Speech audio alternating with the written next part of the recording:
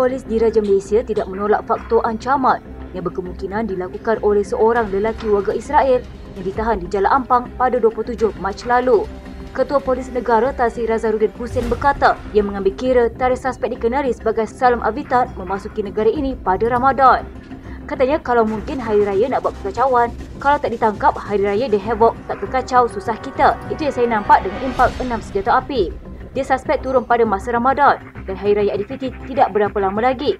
Nasib baik cekapnya anggota dan pegawai kita. Razaruddin berkata meskipun suspek terbabit memberikan alasan ingin membunuh ketua keluarga kumpulan penjenayah seteru, namun alasan itu tidak harus diterima secara mudah. Katanya seperti yang sudah saya tegaskan sebelum ini, dia boleh mengancam keselamatan yang di-Pertuan Agong, Perdana Menteri, orang-orang kenamaan, diplomat asing, pemimpin-pemimpin Hamas atau rakyat negara ini sendiri.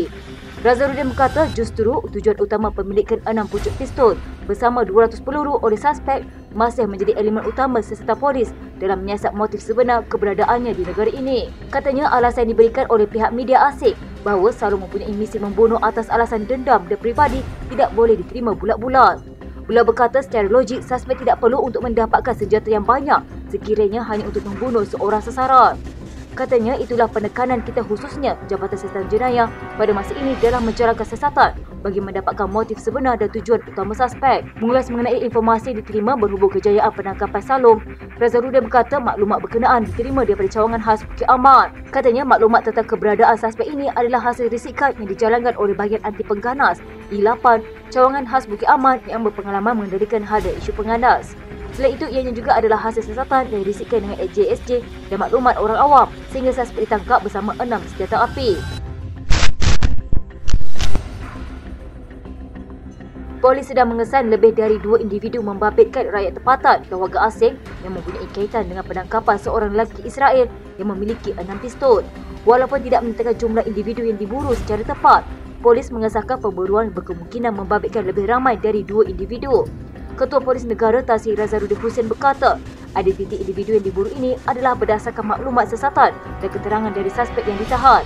Katanya setakat ini jumlah tangkapan adalah lelaki Israel sebagai suspek utama dikenali Salam Avitat dan pasangan suami isteri tempatan berusia 42 dan 40 tahun. Katanya apa yang boleh saya nyatakan pada masa ini, kita mengesan lebih dari 2 individu yang kita percaya berhubung dengan suspek utama. Kita masih berusaha mengesan lokasi keberadaan mereka di dalam negara. Seorang lelaki warga Israel dan pasangan suami isteri warga tempatan yang ditahan kerana disyaki memiliki senjata api bakal berhadapan hukuman mati jika disabit kesalahan. Ketua Polis Negara Tan Sri Razaruddin Hussein berkata, ia kerana kertas siasatan terhadap kesemua individu itu dibuka di bawah Seksyen 7 Akta Senjata Api penalti lebih berat 1971. Katanya sebelum ini semasa penangkapan terhadap lelaki warga Israel pada 27 Mac lalu, siasatan dijalankan mengikut Akta Pasport 1966 namun siasatan dijalankan terhadap kesalahan yang lebih berat.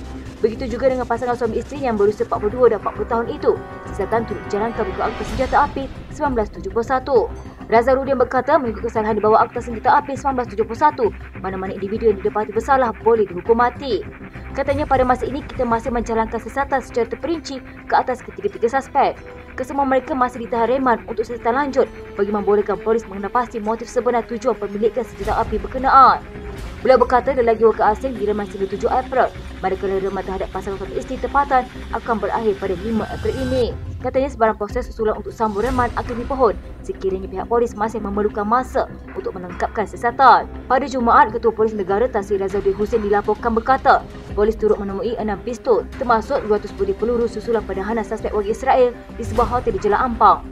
Turut dijumpai 2 pasport dimiliki lelaki berkenaan, iaitu pasport Perancis yang digunakannya untuk masuk ke Malaysia dari UAE pada 12 Mac lalu serta 1 pasport Israel.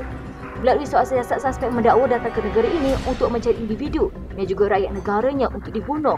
Kononnya berkaitan isu keluarga, namun polis tidak mempercayai dakwaan itu. Pada Sabtu, media melaporkan sepasang suami isteri dibekas polis di Bazar Ramadan dekat Kuala Selangor pada Jumaat dipercayai membeli senjata api di Thailand sebelum menjualnya kepada suspek. Menurut sumber, pasangan itu dipercayai membeli senjata itu dari Thailand sebelum diserahkan kepada suspek.